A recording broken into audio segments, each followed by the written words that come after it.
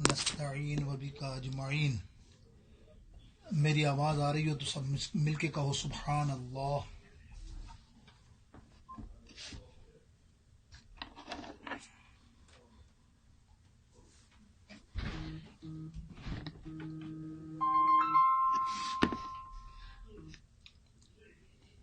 ہاں بیٹا، السلام علیکم ورحمۃ اللہ.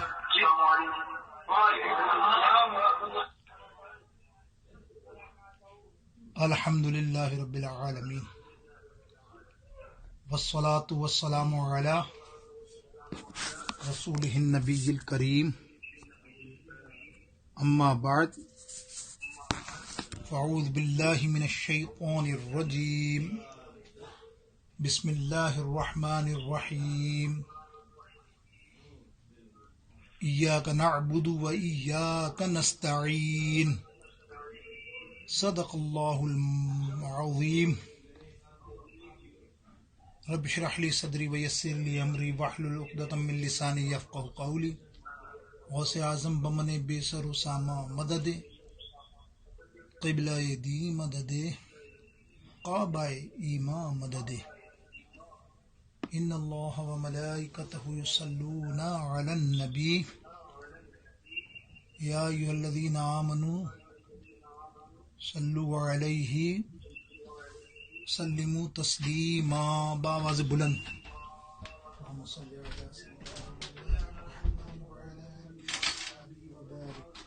وسلم وصلوا علیہ صلاۃ وسلام علیک یا سیدی یا رسول اللہ. اللہ تعالیٰ کا کروڑا شکر ہے اور اسی کا کرم ہے. اس کے کرم کے بغیر پتا ہل نہیں سکتا، بلکہ یہ کہوں کہ کوئی کچھ نہیں کر سکتا، اس میں شک نہیں. جیسا کہ آپ کے علم میں ہوگا، میں گزشتہ کئی عرصے سے بیمار تھا اور کسی وجہ سے سرجری ہونے والی تھی، میری آپریشن. تو کوئی ذاتی وجود ہے جس کی وجہ سے وہ لیٹ ہو رہی تھی، یعنی عرس میں آنے بڑے بابا کے، اور اب تک یہ کسی معاملے سے رکا ہوا تھا. اللہ تعالیٰ نے اتنا اچھا کرم کیا اپنے حبیب کے صدقے کہ ابھی ایک ہفتے پہلے آپریشن کرا کے کچھ دن ہاسپٹل میں رہ کے میں یہاں گھر میں موجود ہوں. ابھی بھی بیڈ ریسٹ ہے میرا. ابھی بہت پروگرام تھے میرے غریب نواز کے بھی، لیکن یقینی طور پہ میں معذرت کے سب کو کینسل کیا کہ اچانک نو چندی کی آفر آئی. تو شاید میں منع کرنے والا تھا. ظاہر میں اٹھ کے بیٹھ نہیں سکتا، لیکن جمعہ بھی نہیں پڑھانا تھا کیونکہ جمعہ کی بھی چھٹیاں ہو رہی تھیں ظاہر ہے. تو وہ جھک نہیں سکتا تھا، تو اس لیے وہ نماز کا مسئلہ تھا شرعی. تو اس وجہ سے میں نے بس اللہ کا نام لیا، سرکار علیہ الصلوۃ والسلام سے استغاثہ پیش کیا، مدد مانگی کہ یا رسول اللہ کرم کیجئے تو یہ ایک بیان ہو جائے. لیکن اب یہ ملا ہے تو میں اسی کو کر لوں، جیسا بھی ہو ٹوٹا پھوٹا دیکھتے ہیں بس انشاءاللہ. تو اللہ نے کرم کیا، اور میں جتنے لوگوں نے مجھے میسج پر، یقینی طور پر آپ جانتے ہوں گے، بے شمار نام نہیں لے سکتا، بہت میری عیادت کری، میری خیریت پوچھی، اور جنہوں نے نہیں بھی پوچھی یقینی طور پہ کوئی مسئلے ہوں گے ان کے، لیکن سب کا شکریہ. میں نے سب کو دعائیں دی ہیں. اور یاد رکھیے کسی مریض کو پوچھنا، میرے آقا علیہ الصلوۃ والسلام فرماتے ہیں کہ مریض کی نکلی ہوئی دعا پوچھنے والے کے حق میں قبول ہوتی ہے. وعود المریضہ، بے شمار کثرت کے ساتھ تواتر سے حدیثیں ہیں. ہر حدیث کے ساتھ ایک جملہ ضرور ہے کہ مریض کی عیادت کرو، مریض کوئی بھی ہو، مریض میری مراد نہیں، میری کیا حیثیت، لیکن آپ لوگوں نے سب اچھے ہو، بہت اچھے ہو، اللہ تب کو سلامت رکھے یار، جہاں بھی رہو خوش رہو، بس اپنے حبیب کے صدقے میں بس دعا ضرور کرتے رہو اللہ میری مشکلیں آسان کرے آئندہ آنے والی۔ آئیے ہم مشکلیں آسان کرنے کے لیے ایک کلام پڑھتا ہوں، 2 شعر 3 شعر پڑھ لوں جلدی تاکہ بیان آج اچھا ہو جائے، میری تو دعا ہے، لیکن آپ کی سبحان اللہ ہو تو میں سمجھوں گا آپ موجود ہیں۔ ذرا ایک مرتبہ پھر بآواز بلند،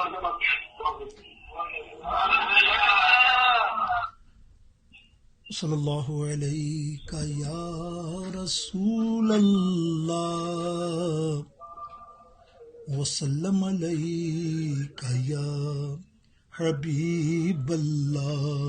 آواز میں وہ جوش نہیں ہے، آپ لوگوں کا جوش ہے تو آپ میرا ساتھ دیں۔ میں تو حضور علیہ السلام سے اجازت لی ہے، انہی کی بارگاہ میں کلام پیش کر رہا ہوں، انہی سے اپنی ساری منزلیں آسان کرنے کے لیے، مشکلیں آسان کرنے کے لیے دعا گو ہوں، بس انہی کے در کو دیکھتا ہوں۔ اللہ تعالیٰ دنیا کے در اور دنیا کے لوگوں سے اور ان سے اللہ تعالیٰ سرکار کے در سے مانگنا نصیب فرمائے۔ یا رسول اللہ یا رسول اللہ یا رسول اللہ یا رسول اللہ، میری قسمت جگانے کو نبی کا نام کافی ہے، میری قسمت جگانے کو نبی کا نام کافی ہے، ہزاروں غم مٹانے کو نبی کا نام کافی ہے،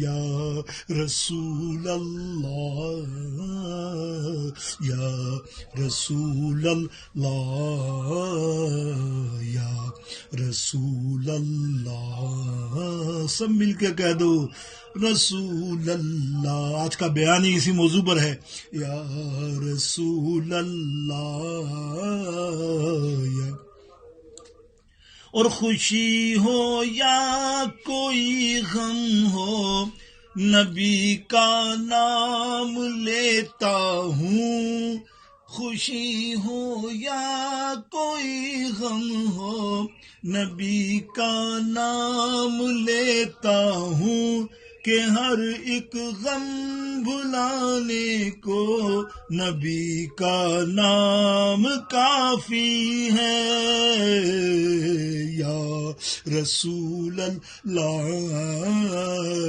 یا رسول اللہ یا رسول اللہ، نبی کا نام لیتا ہوں سکون قلب ملتا ہے، نبی کا نام لیتا ہوں سکون قلب ملتا ہے، نبی کے اس دیوانے کو نبی کا نام کافی ہے، یا رسول اللہ یا رسول اللہ یا رسول اللہ، ہزاروں غم مٹانے کو نبی کا نام کافی ہے، یا رسول اللہ یا رسول۔ اور جو پوچھا میرے آقا نے، جو پوچھا میرے آقا نے، کہاں صدیق اکبر نے، ارے میرے سارے گھرانے کو، میرے سارے گھرانے کو نبی کا نام کافی ہے، میرے سارے گھرانے کو نبی کا. اور یہی کہتا ہے شاہد بھی، یہی سب لوگ کہتے ہیں، یہی کہتا ہے شاہد بھی، یہی سب لوگ کہتے ہیں کہ اس سارے زمانے کو، کہ اس سارے زمانے کو نبی کا نام کافی ہے. یا رسول اللہ، یا رسول اللہ، یا رسول اللہ. مل کے کہو یا. جلدی تو نہیں ہے، جلدی تو نہیں ہے تو کہو نا یا رسول اللہ.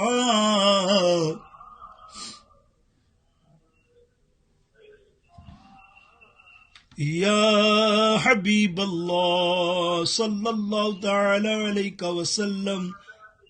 2 شعر پڑھ لو، 2 ہی دن گزرے ہیں، میں تو پورا سال یہ شعر پڑھتا ہوں کہ خواجہ میری عرضی کو نہ للہ ٹالنا، اپنا کرم صدا میری جھولی میں ڈالنا، اپنا کرم صدا میری جھولی میں ڈالنا، اپنا کرم صدا میری جھولی میں ڈالنا، اپنا کرم صدا میری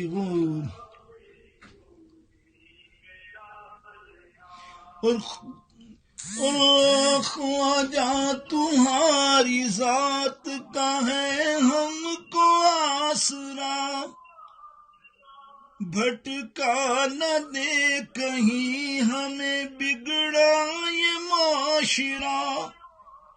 ارے گرنا ہمارا کام، ارے گرنا ہمارا کام، تمہارا سنبھالنا، اپنا کرم صدا میری جھولی میں ڈالنا. میرے خواجہ، میرے خواجہ، مل کے کہو میرے خواجہ.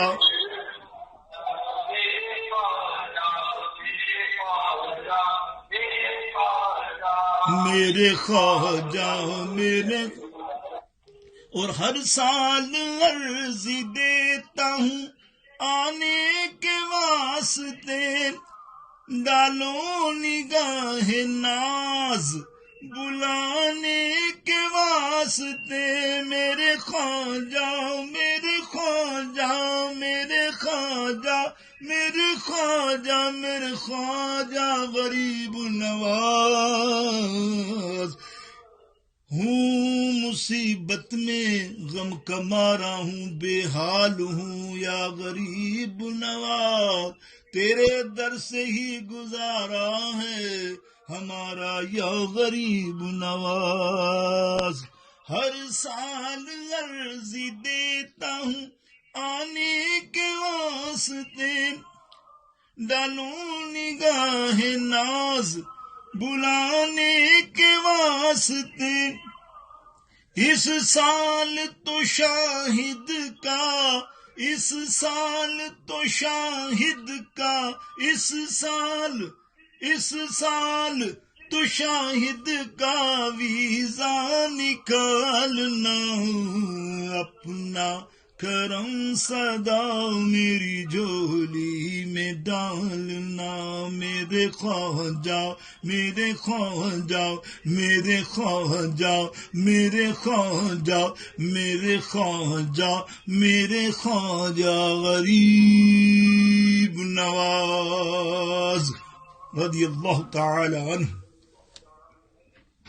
ابھی کلام آپ نے سنے اور کلام میں آپ نے دیکھا کہ ساری کی ساری جو ہے غیر اللہ سے مدد مانگی گئی. بولو صحیح ہے کہ نہیں؟ اب سنیے، غیر اللہ سے مدد مانگی تو آج آپ سیکھیے، آج درس کے اندر سیکھیے، آیت کریمہ تلاوت کی. اللہ تعالیٰ ارشاد فرماتا ہے ایاک نعبد و ایاک نستعین، یعنی اس آیت کریمہ کو میں نے محبت کے ساتھ تلاوت کیا اور اسی کو موضوع بناتے ہوئے عرض کروں گا. قرآن و حدیث کی روشنی میں انشاءاللہ عز و جل دیکھیں گے آپ کہ یا اللہ پڑھیے درود پاک محبت کے ساتھ. اللہم صلی علی سیدنا صلاۃ و سلام علیک سیدی یا رسول اللہ یا حبیب اللہ یا خیر خلق اللہ. اللہ تعالیٰ ارشاد فرماتا ہے کہ ہم تیری، اللہ کہتا فرماؤ تم لوگ بولو اے اللہ ہم تیری ہی عبادت کرتے ہیں. ایاک نعبد و ایاک نستعین، تیری ہی بندگی کرتے ہیں. اس کا مطلب کیا ہے؟ یعنی ہم تیرے سوا کسی اور کی عبادت نہیں کرتے، تیرے سوا کسی اور کو نہیں پوجتے، بلکہ اس انداز میں بھی ہم کہتے ہیں کہ خدا ہم تجھ سے ہی مدد مانگتے ہیں، تجھ سے ہی مدد چاہتے ہیں. تو کیا ہم خدا سے مدد چاہتے ہیں؟ سوال یہ ہے کہ پہلی بات تو ہم تیرے سوا کسی اور کی عبادت نہیں کرتے. یہ بات تو ہماری سمجھ میں آ گئی کہ واقعی ہم خدا کے سوا کسی اور کی عبادت نہیں کرتے، کسی اور کو نہیں پوچھتے، نہ کسی زندہ کو پوچھتے ہیں نہ کسی مردہ کو پوچھتے ہیں، نہ قریب والے کو پوچھتے ہیں نہ دور والے کو پوچھتے ہیں. اب جیسا کہ ہم نے کہا کہ ویسے ہی ہم پائیں گے، ہم پا گئے ہیں، لیکن یہ جو ہم کہتے ہیں نا ایاک نستعین، کہ ہم تجھ سے مدد طلب کرتے ہیں، تیرے علاوہ کسی اور سے مدد طلب نہیں کرتے. تو کیا یہ بات سچ ہے کہ ہم کسی سے مدد طلب نہیں کرتے؟ پہلا فقرہ جو تھا بالکل سچا تھا، ہماری زندگی کے بالکل مطابق تھا. لیکن دوسرے میں اسی لب و لہجے میں کہ ہم تجھ سے ہی مدد طلب کرتے ہیں، جبکہ ہم نے تو بہت سارے مددگار بنائے ہوئے ہیں، ان کا ہم شمار بھی نہیں کر سکتے، ہر لحاظ سے ہم ان کو پکارتے ہیں، خواہ جسمانی زندگی ہو، روحانی زندگی ہو، اپنی زندگی ہو، دنیاوی زندگی ہو، اخروی زندگی ہو، ہر طرف سے ہم نے اپنے مددگار بنائے ہوئے ہیں. کبھی کہتے ہیں، سنیے، کبھی کہتے ہیں یا غوث اعظم المدد، کہتے ہو تو کہو سبحان اللہ. کبھی کہتے ہیں یا داتا گنج بخش المدد، اور ابھی آپ نے کہا ہوگا یقیناً یا شیخ عبد القادر جیلانی شیئا للہ المدد. کبھی کہتے ہیں ناد علی مظہر العجائب، ناد علی پڑھتے ہیں، ندا کرتے ہیں، لیکن صاحب عرس حضرت غریب نواز کا نام ہی غریب نواز، ہم ان کو غریب نواز مانتے ہیں کہ نہیں مانتے؟ اور ناد علی میں تو ہم 4 بار کہتے ہیں یا علیو یا علیو یا علیو، 3 بار یا علیو. یعنی کبھی خواجہ غریب نواز کو پکارتے ہیں تو کبھی ہم نعرہ لگاتے ہیں، جیسے ابھی نعت شریف میں نے پڑھی کہ یا رسول اللہ کا نعرہ لگاتے ہیں. یہ کیا معاملہ ہے؟ خدا رب جل جلالہ سے تو آپ یہ کہہ رہے ہو کہ ایاک نستعین، کہ خدا ہم تجھ سے ہی مدد مانگتے ہیں، کسی اور سے مدد نہیں مانگتے، جبکہ مددگاروں کی لمبی لسٹ ہمارے پاس ہوتی ہے. تو یاد رکھ لیں، غیر خدا کو پوجنے کی بات اللہ تعالیٰ اور رسول اللہ کے ارشادات و فرمودات کے مطابق یاد رکھو، عبادت صرف اللہ کے لیے، اس کے سوا کوئی عبادت کے لائق نہیں. جس نے کیا وہ نرا بندہ شرک کا مرتب ہوا، مشرک ہو گیا. مگر استعانت کے بارے میں ذہن تو ہمیں یہی دیا گیا کہ ہم تجھ سے ہی مانگتے ہیں یا رب العالمین، کسی اور سے نہیں مانگتے. لیکن اس قرآن مجید میں ہمیں حکم دیا گیا. کیا حکم دیا گیا؟ انبیاء کرام، اولیاء کرام سے مدد، علماء کرام سے مدد، صلحاء کرام سے مدد مانگ لیا کرو. یہ مدد مانگنا ناجائز نہیں ہے. اب دیکھیے انبیاء اور اولیاء سے مدد مانگنا، تھوڑا سا جھلک دکھا دوں قرآن پاک سے. چنانچہ قرآن پاک ہے تو بہت سارے دلائل، اپنا وقت نہیں ہوتا، لیکن آج میں وقت لوں گا 5 منٹ زیادہ، بڑے عرصے بات کر رہا ہوں. سمجھ لو 15 دن کے بعد بیان کر رہا ہوں، تو 15 دن میرے لیے آپ کو نہیں پتا. 15 تقریریں ہوتی ہیں میری 14. تو میں کتنا اندر بھرا ہوا ہوں، جبکہ کوئی بیماری میں پڑا نہیں ہے میں نے، لیکن الحمدللہ اللہ پڑھاتا ہے، اس کے رسول کے صدقے ہم سب پڑھتے ہیں. ایک روز حضرت سلیمان علیہ السلام نے اپنے مجمع میں فرمایا، ایکم یأتینی بعرشہا قبل ان یأتونی. ملکہ بلقیس آ رہی ہے، اس کے آنے سے پہلے اس کا تخت کون لائے گا؟ جبکہ وہ مہینوں کے سفر پر دور ہے. 60 گز لمبا، 40 گز چوڑا ہے وہ تخت، یا یہ کہہ لو کہ پلنگ. اس پر قرآن کہتا، قال افریتم من الجن انما اتیکا بہ قبل ان تقوم من مقامک. ایک جن نے کہا میں اسے لا دیتا ہوں آپ کے اس مجمع میں، یہاں سے برخاست ہونے کے بعد سے پہلے یہ محفل ختم ہوگی وہ پلنگ آ جائے گا. آپ نے فرمایا نہیں، مجھے اس سے بھی پہلے چاہیے. قرآن پاک کہتا، قال الذین عندہ علم من الکتاب انا آتیک بہ قبل ان یرتد الیک طرفک. تو ایک شخص جس کو کتاب الہی کا علم تھا، آصف برخیہ، وہ کہنے لگے میں آپ کی آنکھ جھپکنے سے پہلے اسے آپ کے پاس حاضر کیے دیتا ہوں. اور پس سلیمان علیہ السلام نے اسے حکم دیا تو اس شخص نے آنکھ جھپکنے سے پہلے تخت لا کر آپ کی بارگاہ اقدس میں پہنچا دیا.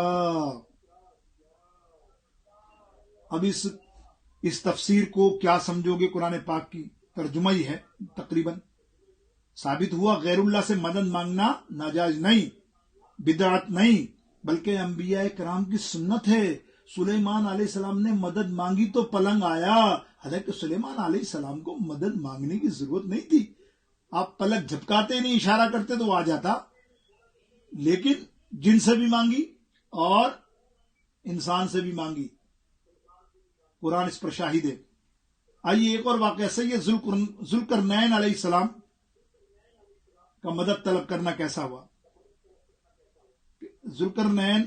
سیدنا ذوالقرنین علیہ السلام کے بارے میں قرآن پاک میں آتا ہے کہ جب وہ مشرق و مغرب کا سفر کرتے ہوئے 2 پہاڑوں کے درمیان پہنچے تو وہاں ایسی قوم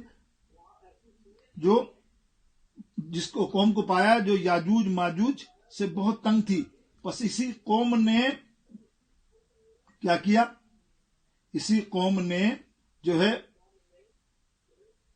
حضرت ذوالقرنین سے کہا کہ ہمیں اس سے نجات دلائے، یہ بہت خطرناک ہے. اس پر سیدنا ذوالقرنین علیہ السلام نے فرمایا، اعینونی بقوہ، کہ تم محنت مشقت سے میری مدد کرو.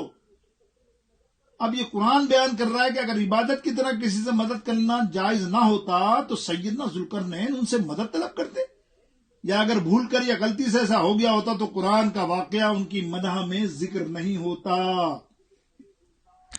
یہ کچھ دلیلیں دو ہی دے سکا میں نے، میرے پاس 10 تو پڑھی ہیں ذہن میں. خیر، اب صبر و صلات سے مدد طلب کرنا، قرآن پاک کی واضح مشہور آیات سورہ بقرہ میں ارشاد ہوا یا ایھا الذین آمنوا استعینوا بالصبر والصلاۃ، اے ایمان والو صبر و صلات سے مدد طلب کرو.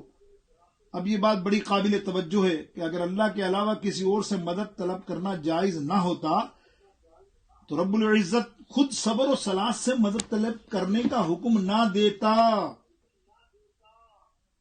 یا یہ نہیں کہا کہ صبر کو پوچھو، یعنی یہ نہیں فرمایا یہاں کہ صبر کی عبادت کرو، نعوذ باللہ. یہ نہیں کہا کہ نماز کی عبادت کرو، اس کو پوجو، اس لیے کہ صبر و صلات کو پوجنے والا بھی مشرک ہے. کسی اور کے لیے پوجنے کی بات نہیں کی گئی، لیکن مدد کے حصول کے لیے حکم دیا جا رہا ہے. انہی لفظوں سے حکم دیا جا رہا ہے استعینوا، مدد حاصل کرو، بالصبر والصلاۃ، کہ ایاک نستعین میں جو لفظ تھا وہی لفظ استعینوا نستعین استعین کی دیکھیں وہی لفظ ہے. استعینوا نستعین میں پایا جا رہا ہے مدد طلب کرو صبر و صلات سے. تو میرے دوستوں، ابھی تک آپ نے قرآن پاک سے کچھ حوالے آپ نے دیکھے. آئی حضرت عیسیٰ علیہ السلام کا غیر خدا کو مدد کے لیے پکارنا. حیرت کی بات تو یہ ہے کہ توحید اور رسالت کے راستے میں سیدنا عیسیٰ علیہ السلام سے بہتر کون سمجھ سکتا ہے اللہ کی توحید. حضرت عیسیٰ علیہ السلام فرماتے ہیں کہ حل نصاری الی اللہ، اللہ کی راہ میں ہمارا مددگار کون ہے. یعنی حضرت عیسیٰ علیہ السلام نے صدا لگائی، اللہ کو آواز نہیں دے رہے اپنی قوم کو، بلکہ بندوں کو آواز دے رہے، تو اپنے صحابہ کو آواز دے رہے ہیں. تو نبی غیر خدا کو مدد کے لیے پکارے اور آگے سے امتی بھی سمجھ رہے ہیں نا کہ ہمارا نبی ہمیں مدد کے لیے پکار رہا ہے، تو وہ جواب دیتے ہیں نحن انصار اللہ، ہم ہیں دین کی مدد کرنے والے. اور میرے دوستو بزرگوں، یہ کچھ قرآن پاک سے. اب حدیث پاک کے حوالے سے آئیے سب سے پہلے میں حدیث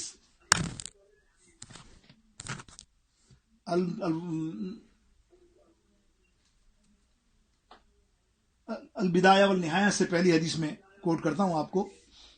حضرت خالد بن ولید رضی اللہ تعالیٰ عنہ حضرت ابو بکر صدیق رضی اللہ تعالیٰ عنہ کے دور میں جنگ لڑ رہے تھے، جنگ یمامہ، جہاں مسلمانوں کے ساتھ بہت برا ہوا تھا معاملہ. لیکن وہ معاملہ کیوں ہوا تھا کہ جنگ جب ہو رہی تھی، خالد بن ولید لڑ رہے تھے، تو سپاہی آ کر کہتے ہیں کہ جب ہم لڑنے کے لیے وہاں کودتے اور ہم کود کر جب نعرہ لگاتے نعرہ تکبیر، تو سارے لوگ، کیونکہ وہ بھی بدبخت مسلمان تھے نا، وہ نبی کے کذاب تھے، وہ جھوٹے نبی کے دعویٰ کرنے والا تھا مسلمہ بن کذاب. لیکن ساری قوم، اس کی فوج بھی مسلمان تھی، بظاہر مسلمان، نعوذ باللہ، وہ بھی اللہ اکبر کو ماننے والے، تو وہ بھی نعرہ لگا رہے ہیں اللہ اکبر، یہ بھی نعرہ لگا رہے ہیں. تو وہ آ کے خالد بن ولید کو کہتے ہیں کہ ہمیں یہ پتہ ہی نہیں چلتا کہ یہ ہمارا ہے کہ غیر ہے، تو ہم رک جاتے ہیں، وہ ہمیں مار دیتے ہیں، وہ رک جاتے ہیں، مار دیتے ہیں، کیا کریں. حضرت خالد بن ولید نے فوراً گھوڑا دوڑایا اور ابو بکر صدیق رضی اللہ تعالیٰ عنہ کو یہ سارا معاملہ بیان فرمایا. سنو، صحیح حدیث بیان کر رہا ہوں، حوالہ بھی دیا. حضرت ابو بکر صدیق نے فرمایا اچھا تمہیں کھرے اور کھوٹے کی پہچان کرنی ہے کہ وہ بھی نعرہ لگا رہے ہیں نعرہ تکبیر. تو سرکار سیدنا صدیق اکبر رضی اللہ تعالیٰ عنہ نے فرمایا کہ ایسا کرو، وہ نعرہ تکبیر لگائے تو تم لگاؤ نعرہ رسالت، نعرہ رسالت. اس جنگ کے اندر، اس میدان میں جو بھی یا رسول اللہ کا نعرہ لگائے گا سمجھ لینا یہ اپنا ہے. دیکھا آپ نے دلیل. یہ تو مختصر سی میں حدیث بیان کرنا، بڑا مزہ ہے اس حدیث میں، کبھی زندگی رہی تو تفصیل کروں گا. لیکن خیر، آگے تھوڑی سی گفتگو کرنی ہے، کہیں آپ لوگ سو نہ جاؤ. اب دیکھیے مسلمانوں سے مدد طلب کرنے، اللہ کی طرف سے کیا حکم ہے؟ نسائی شریف کی حدیث پاک ہے، ایک شخص نے حضور علیہ السلام کی بارگاہ میں حاضر ہو کر عرض کی، یا رسول اللہ، ایک شخص میرے مال پر قبضہ کرنا چاہتا ہے، کیا کروں؟ تو حضور علیہ السلام نے فرمایا، یذکر اللہ، یذکرہ باللہ، تو یہ اللہ کو یاد کر، تو نے مرنا ہے اور اللہ کے حضور پیش ہونا ہے، جب اپنے ہر عمل کا حساب و کتاب اللہ، مطلب اپنا حساب و کتاب دینا ہے، تو اس نے عرض کیا، یا رسول اللہ صلی اللہ علیہ وسلم، اگر پھر بھی اسے نصیحت نہ ہو، مطلب اس کو بولو، یعنی حضور کا فرمان یہ تھا کہ اس کو بولو تجھے یذکر اللہ، اللہ کو یاد کر، تجھے مرنا ہے، یہ اس کو بول. تو وہ بندہ کہتا ہے اگر پھر بھی آپ کی یہ نصیحت وہ نہ مانے تو اس پر آقا علیہ السلام نے فرمایا، فَاسْتَعِينُوا عَلَيْهِ مِنْ حَوْلَكَ مِنَ الْمُسْلِمِينَ، کہ اگر اسے اللہ یاد کرانے سے بھی اللہ یاد نہ آئے تو پھر اپنے ارد گرد مسلمانوں سے اس کے خلاف مدد طلب کرنا. سمجھے؟ جیسے ہمارے حکم میں کوئی ادھار لے کے کھا جاتا ہے، کوئی کیا کرتا ہے، تو ہم کیا کرتے ہیں؟ دوست احباب عزیز اقارب اس کے عزیز اقارب کو کہتے ہیں کہ دیکھو یار یہ میرے پیسے لے گیا، مجھے دلاؤ، تو ہم اس کی مدد لیتے ہیں نا عوام کی. تو یہ دیکھیں مسلمانوں سے مدد لینے کا کیسا معاملہ ہے. پھر وہی بات کہ اگر غیر اللہ سے مدد کرنا شرک ہوتا، ناجائز ہوتا، تو کبھی تاجدار مدینہ صلی اللہ تعالی علیہ وسلم اسے غیر اللہ سے مدد طلب کرنے کا حکم نہ دیتے. اب بخاری شریف کی ایک حدیث اور سنیے. حضرت سیدنا جابر رضی اللہ تعالیٰ فرماتے ہیں کہ میرے والد گرامی حضرت سیدنا عبداللہ بن عمر الانصاری رضی اللہ تعالیٰ نے انتقال کر گئے اور ان کا واجب الادا قرضہ مجھ پر تھا، اور میری کھجوریں بھی پکی ہوئی تھی اور میری بچے بھی تھے، عزیز بھی تھے. اگر قرض دے دیتا، یعنی قرض میں ادا کر دیتا، تو میں، بچے، میری بہنیں، عزیز، اور ان کی شادی کرنی تھی. فاستعید، نبی صلی اللہ علیہ وسلم، میں نے آقا علیہ السلام سے جا کر مدد طلب کی، تو آقا علیہ السلام نے،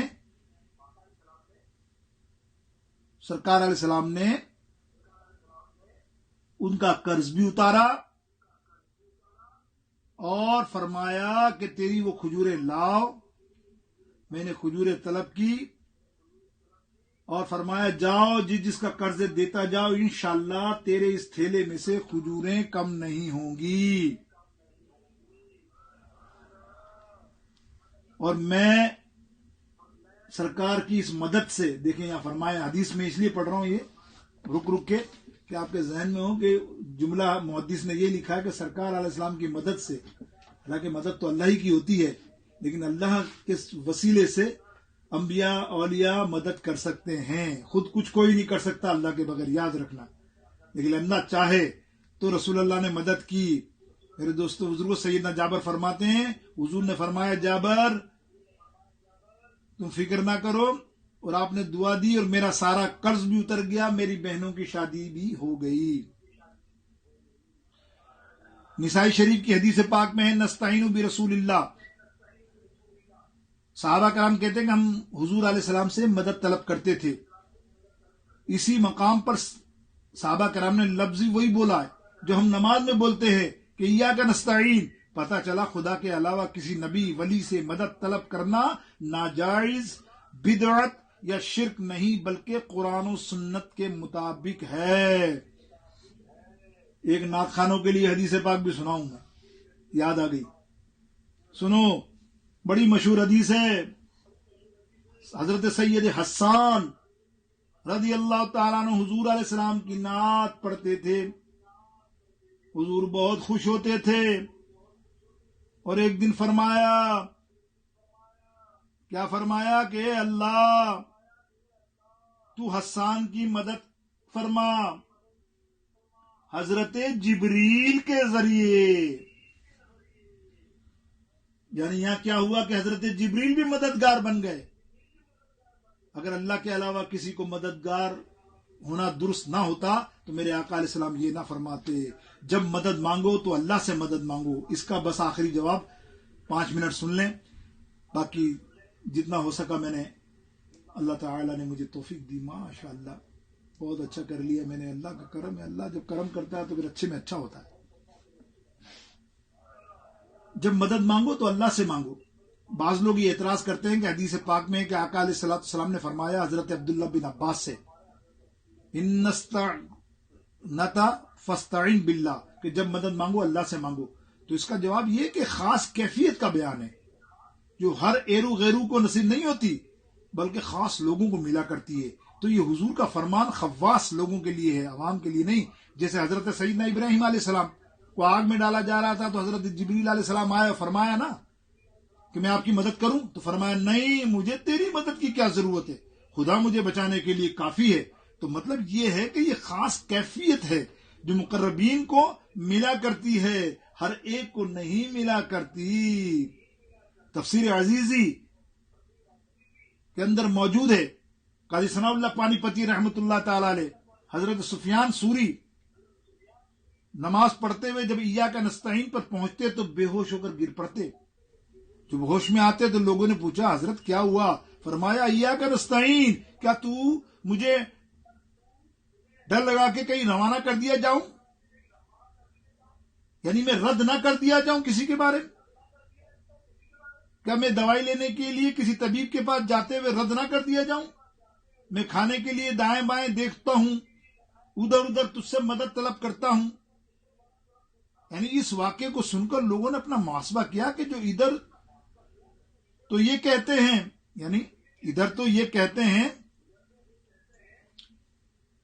کہ فاستعن بہم، میں نے اپنے ساتھیوں سے مدد لی،